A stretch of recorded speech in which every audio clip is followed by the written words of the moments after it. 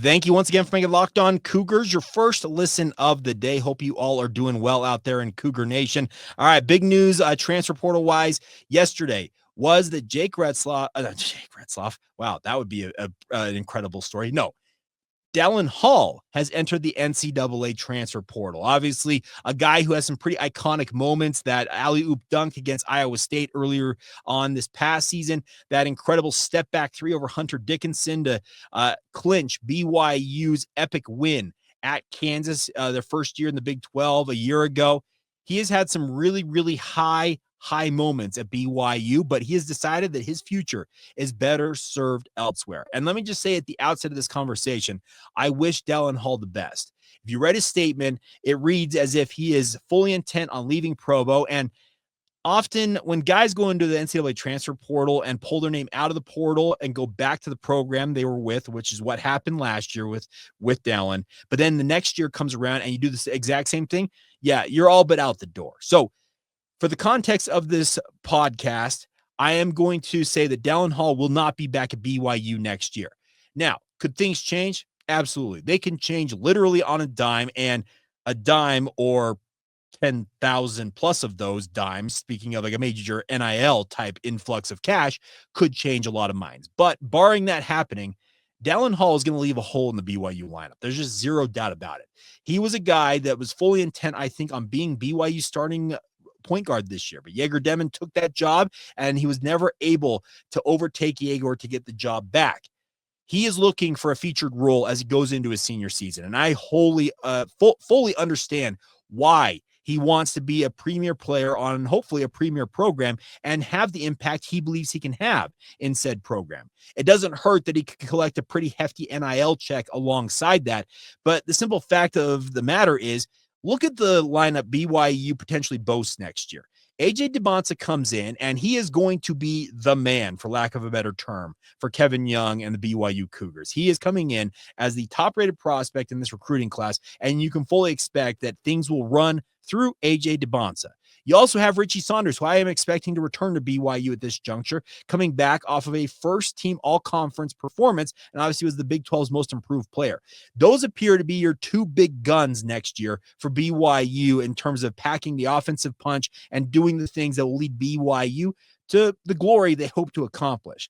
Then, if Jaeger Demon decides to return to BYU, he obviously would take on a featured role in his own right. Then you also add in the likes of Kevin Keita, Dawson Baker, Dominique Diomande, who we talked about earlier this week, who's already announced his commitment and /signing with BYU as a transfer from Washington.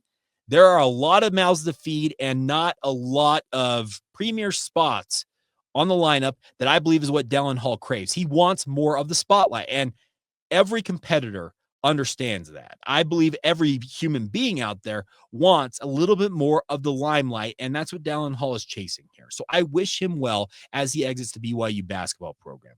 Now, with him leaving, obviously Elijah Crawford, who I would figure is your third string point guard, already in the portal, and Jaeger Demon's decision still pending.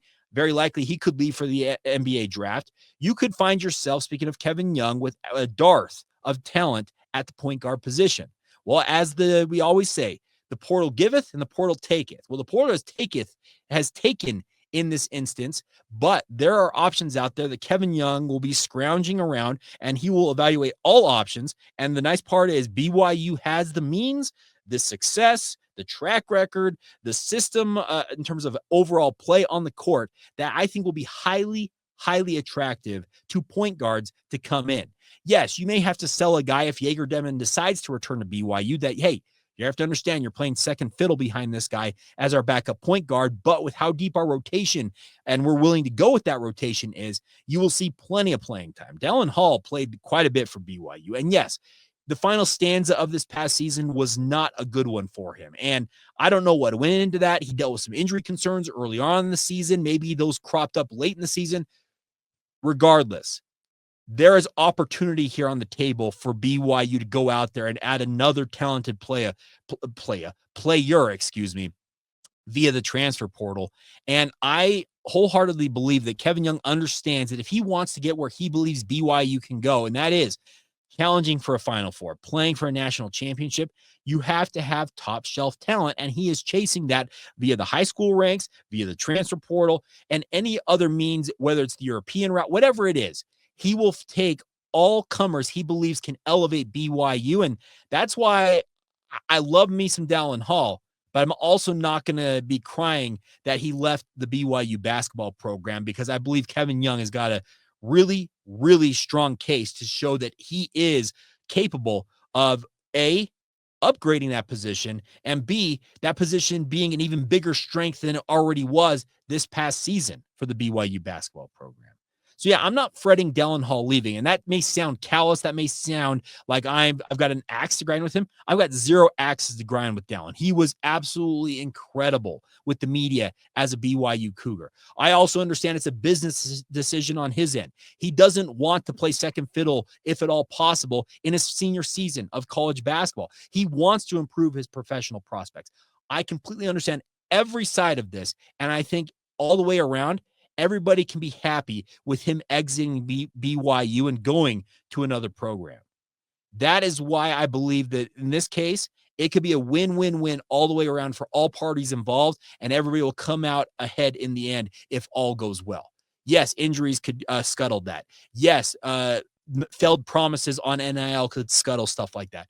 But right now, it appears, I think, everything is in line for BYU. And considering the caliber of what Dominique Diomande looks like for BYU right now, I've got major belief that Kevin Young will, A, find at least an adequate replacement, and I'm fully expecting him to find, in many respects, an upgrade over a guy like Dallin Hall. And Dallin's no slouch. He's a very, very capable power 4 level player, but Kevin Young's track record says that he will find of comparable, if not better, type talent out there in the portal or other means, whether, like I said, via Europe, via the high school ranks, be it what it is.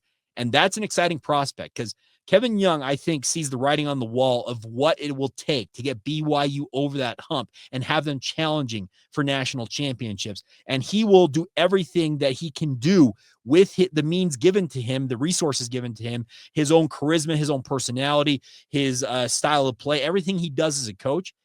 It will be geared towards getting BYU towards the upper echelon of college basketball. And that should be an exciting prospect if you're a BYU fan out there, because that's what we've all craved for years. We want to see BYU playing in the biggest games, on the biggest stages, and have an opportunity to win a national title. It's been much closer for many, many years for BYU football, it felt like, than BYU basketball, but in some respects, feels even closer for BYU basketball than BYU football finally, in the first time in quite some time. And that alone, I'm excited for it. So I wish, once again, Dallin Hall nothing but the best, but I'm also fully expecting that Kevin Young will use that roster spot and other roster spots that I'm sure will come open and find opportunities for them. Could Elijah Crawford return now that there appears to be an opening at point guard? He very well could, but that obviously has not been decided as of the recording of this podcast. And any updates, as always, that I have, they'll be first going to our Locked On Cougars Insider group. So just another plug for you guys to join us today to get that inside scoop coming to your phone in the form of a text message, literally in the moment I'm hearing and seeing the news, and also getting you my insight as well. So join us there, and obviously stay up to date on everything going on with the BYU Cougars. But I think in the end, this should, at least at the outset right now of everything going on, it looks like it will be I think a good situation and a win-win-win all the way around for Dallin Hall, BYU, and whatever program Dallin Hall ultimately lands with for his upcoming senior season. All right, we'll finish up today's show.